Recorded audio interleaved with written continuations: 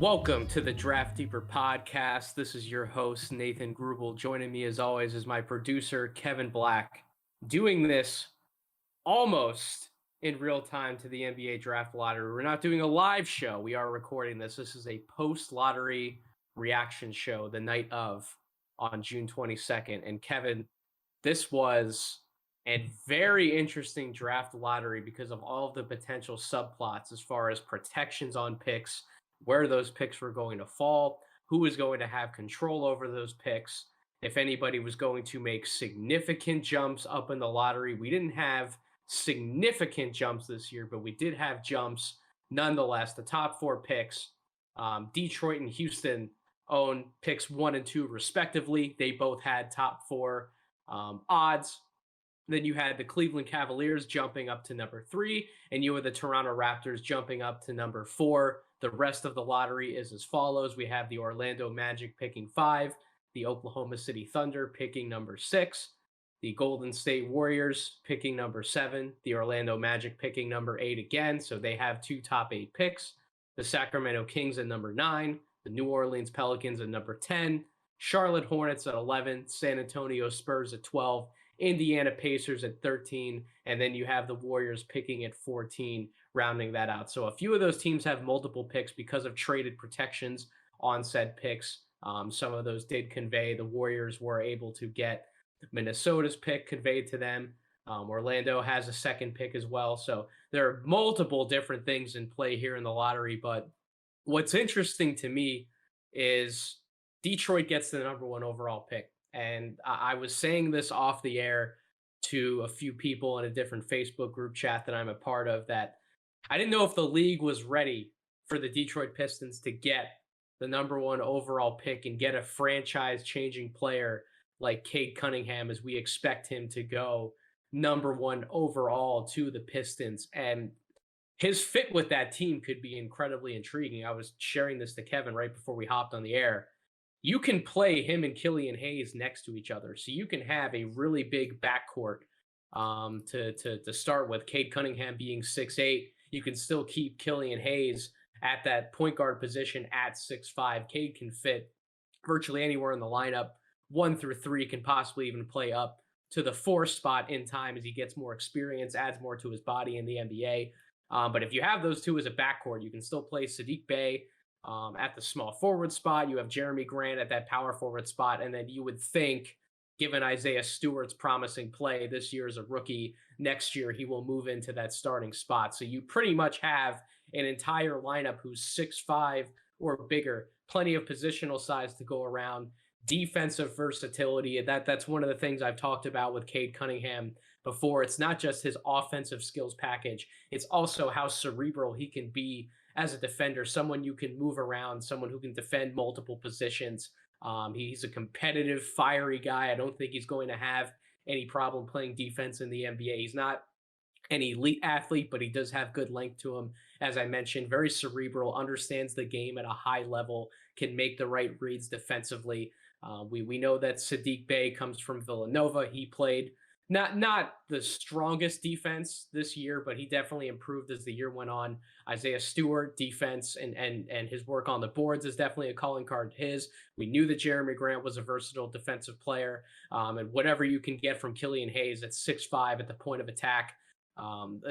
Again, a lot of teams don't necessarily expect their point guards to be lockdown defenders. So if you have your bases covered virtually everywhere else, and you have a team of players who wants to communicate and work together defensively, then you have the makings of something. And it's going to be interesting to see how they all fit offensively, especially whether Killian and Cade can work in the same backcourt together from a shooting perspective. But obviously, that is going to be incredibly intriguing as we move into the offseason and then to next season, the moves that Detroit makes around that core as well. They have like a really solid young core.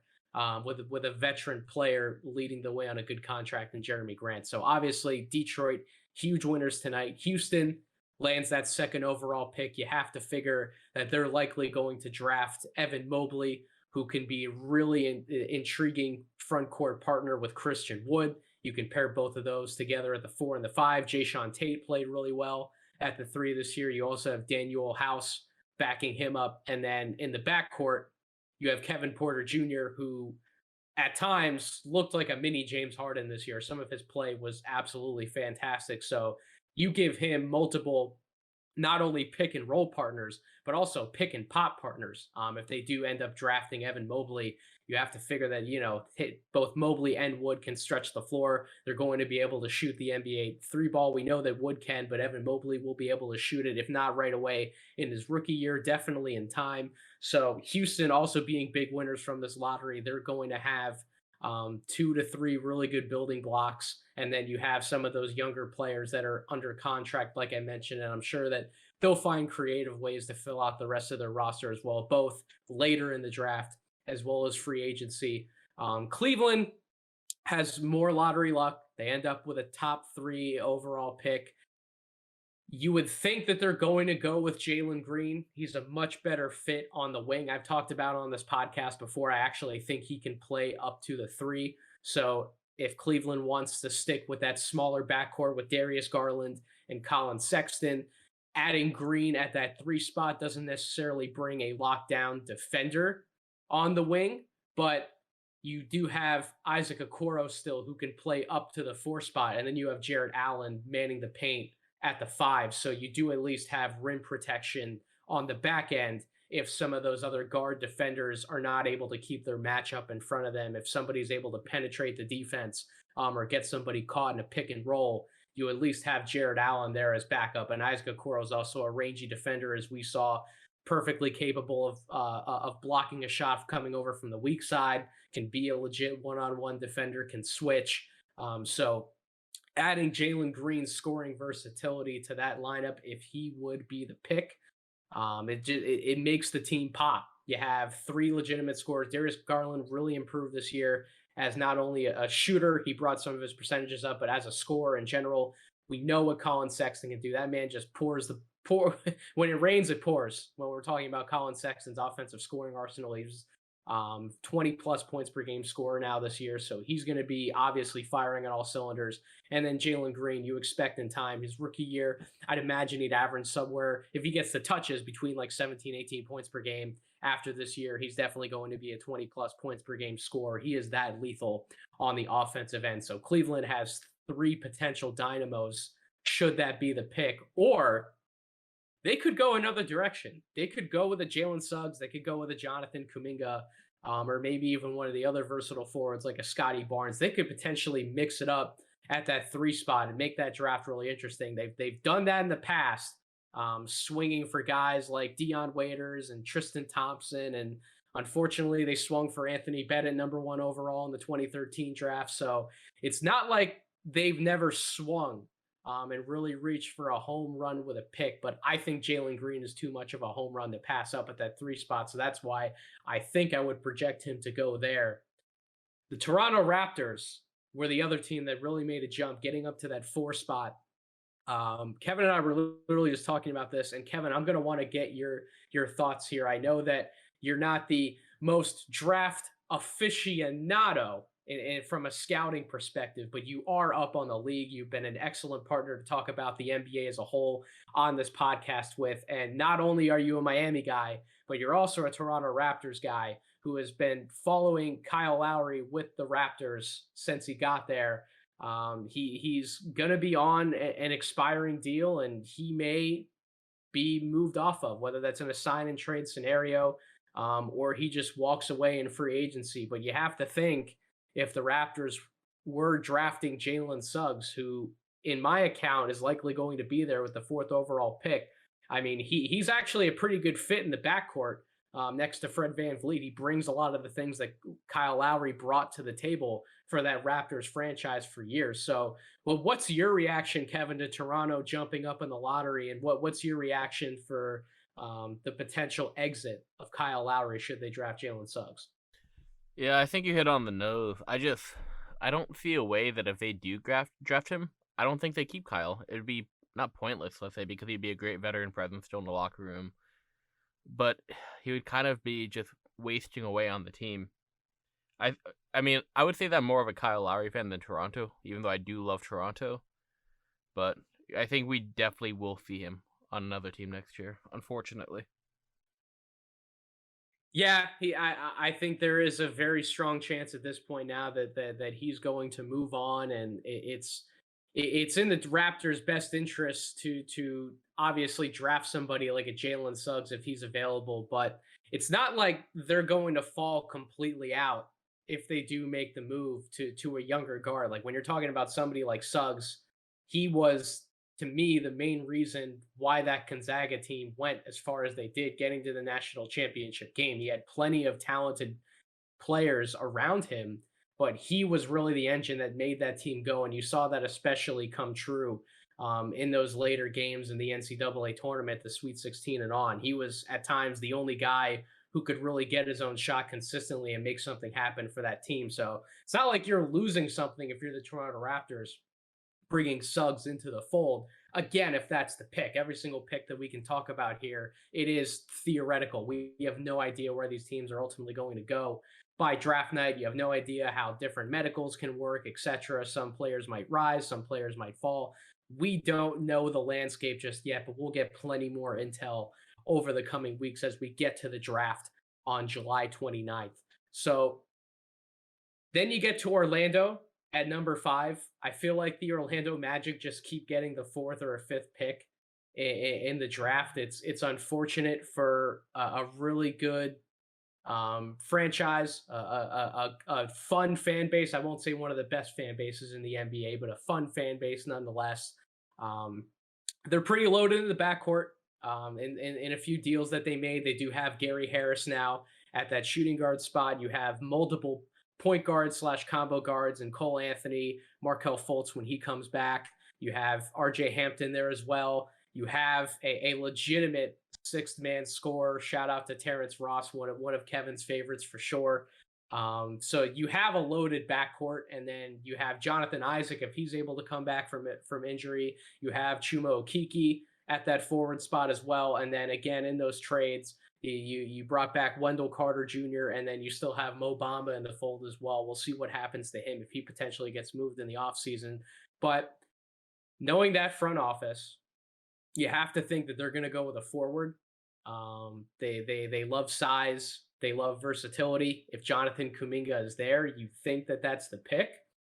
I wouldn't rule out Scotty Barnes going to the Orlando Magic. I wouldn't rule that out at all because when you talk about rangy playmaking forwards with enough versatility, I mean, you have the same general manager for the Orlando Magic that drafted Giannis Antetokounmpo and went on that huge run with that Bucks franchise in terms of trying to bring in as much versatile size as they possibly could. And Wendell Carter, Jonathan Isaac, Scotty Barnes, that might be really, really, really intriguing for them moving forward.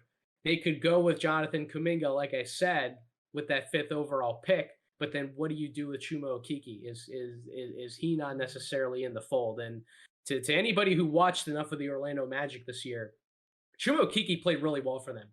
He certainly had times where he took over as a scoring threat. His outside shot looks significantly improved from what it was when he was playing college ball at Auburn. And he made the transition to the NBA again. Last year was his rookie year because he was hurt for what would have been his actual first year in the NBA. So him being able to make an impact immediately for that Orlando Magic team, I have to think that he's going to have some staying power. So yeah, that's why I wouldn't rule out Scotty Barnes there. And then whoever doesn't get drafted between Kuminga and Barnes to Orlando, you have to think that the other guy's going to fall to the Oklahoma City Thunder, who possess the 6th pick. They're going to be looking for size and versatility up front. They don't necessarily have a center prospect in tow. So if they view Scotty Barnes as a potential anchor defensively, somebody who can bring the ball up and act maybe at times as like a point center, if they see him as that type of player, he could be a really intriguing pick for them. Golden State owns the 7th pick. They also own the 14th pick. We have no idea what the hell they're going to do with those picks. You know that Golden State wants to still maximize the amount of time that they have left with Steph Curry, Klay Thompson, Draymond Green. Could they package those picks along with somebody like Andrew Wiggins to make a move for another impact player, a veteran to bring into that starting lineup? We have no idea what's going to happen from there. So to me, I think the draft really starts at pick number 7, whether that's Golden State making that pick or whether they move off of that pick. And then Orlando has another pick right there at number 8. And then you get into the Kings, the Pelicans, the Hornets, the Spurs, the Pacers, and the Warriors, who we will certainly talk about in earnest on this podcast as we do different mock draft scenarios, as we do our draft deeper tiers that we're going to release in the coming weeks as well. We'll get into different lottery scenarios for some of those teams.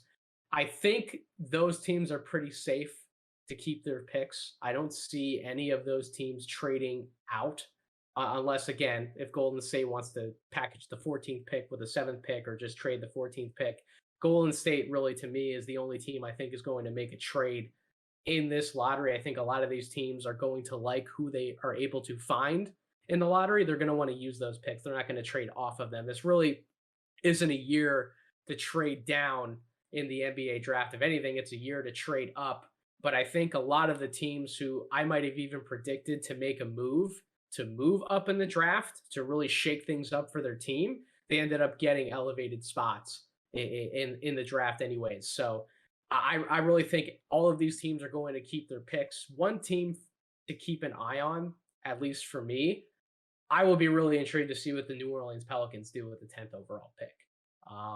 They have a very young core in place. They're going to have to make a decision about Lonzo Ball. What do they do? Do they definitely have him in the fold for the long run? Do they look to do some kind of sign and trade deal with him and move him somewhere else? What do they do with Lonzo Ball? That could open up a backcourt spot to bring in another guard if they aren't necessarily thrilled with Kira Lewis being the ultimate guard option for the future, running the point. Maybe they bring in another backcourt mate to maybe pair with Kira Lewis. Could they go to an intriguing front court piece, maybe? And you finish building out that front court. Maybe they aren't thrilled with what Jackson Hayes is going to give them long term. Maybe they look to bring somebody in, or even bring in a little bit of competition for him to develop. Both of them obviously would still keep developing behind Steven Adams unless they would move off of his contract as well. You have to think they're not going to draft like a 3 or a 4 man, because you have Brandon Ingram and Zion Williamson there. They're both all-star level players, so they're going to be mainstays in that rotation at those spots. I don't really know what direction they're ultimately going to go. I still think that they're a team who could bring in another wing to, at the very least, have on the bench, depending on who the next coach is for the Pelicans. I mean, Stan Van wasn't always thrilled with Nickeil Alexander-Walker, although even himself, he admitted at times that he just didn't play him enough, and that there were certainly positive flashes that he had for that team. I'll be curious to see what happens with Alexander Walker with the next coach. Does he break into the rotation a little more? Does Kira Lewis move into a starting role if Lonzo Ball is moved? But you still could use some depth on the wing. Obviously, everybody's looking for shooting. If they're a team that views themselves as more of this win now group, because they have Zion Williamson and Brandon Ingram versus still trying to continue to build out for the future, maybe do they draft really high on somebody like Corey Kispert? Does Kispert become like a top 10 pick? Because while he doesn't possess significant upside in terms of like star equity, he does bring lethal shooting at his 6'8" size. Again, 6'8", big-bodied shooter. Really compare him to Kyle Korver. He's in that same mold, and he could be a very unique weapon to throw in with those other guys, especially whether you have Zion playing this like point guard type role, or maybe you even get into more of those small ball lineups this year with Zion at the 5, and then you can still play Kispert and Ingram together. That creates an intriguing front court. So I will be very curious to see what New Orleans does with their pick. And then some of the other teams, the Hornets, I'd imagine they're going to take a big. They're probably going to take best big available. There's a lot of buzz that Kai Jones or Usman Garuba could be really intriguing options there. The San Antonio Spurs are probably just going to be in best player available mode. They have a really filled out backcourt. Matter of fact, as we go through some things in the offseason, I'm sure that some of those backcourt pieces likely aren't going to keep extending their stay in San Antonio. They just have too much of a logjam. They can't play everybody. So I would imagine they go with a front court player as well. Indiana, you would expect them to look more on the wing. Again, they have Domantas Sabonis. Even if they move off of Miles Turner, they're still pretty set in the front court. They still have Batadze, so they're probably going to look to draft another 2-3 type wing. So that's just a lot of what I expect from this lottery. These are my first initial, very preliminary reactions. But like I said, we'll have plenty more conversation around these teams as we move forward into the future. Kevin, did anything surprise you besides Toronto or really stand out to you? What kind of questions might you have regarding this lottery order? No, I think other than Toronto, it's fairly standard. I mean, Cleveland moved up a little bit like they always do, but that's expected because they're Cleveland. I think you brought up a lot of good questions. The whole dynamic of where is Lonzo going to land? You brought up with New Orleans. I know I'm a Lonzo stan. You give me a lot of shit for it, but he's apparently really highly coveted this offseason. I've heard rumor that the Detroit's going to want him. I've heard rumor that New York, Miami. There's a lot of these teams that want him, and I think he could actually impact the draft a lot. As weird as that is to say, because I know Lonzo's been disappointing in his career so far, other than this year where he started to play much better. No, he absolutely could. And even if they decide to keep him, they could still make an intriguing pick in the backcourt to pair alongside him. Like you're going to have guys like Davion Mitchell available at some point in the lottery. I know I might not necessarily have him as a lottery level guard, but at this point, given all these projections, he's probably going to be taken in the lottery. He might be a really good backcourt addition with Lonzo, especially if Lonzo is playing as engaged of defense as we know he's capable of. You throw Davion Mitchell in the backcourt with him, maybe give him some ball handling point guard type duties and let Lonzo continue to evolve off of the ball. But that's a really good backcourt pairing from a defensive perspective. Do they go with size? Do they maybe put another jumbo type playmaker next to Lonzo, like a Josh Giddey? Do they believe that Josh Giddey could be a point guard of the future? I think he's more of like a 3-4 wing type, like a Joe Ingles, but maybe I'm wrong in that evaluation. Maybe he's going to be a point guard in the league.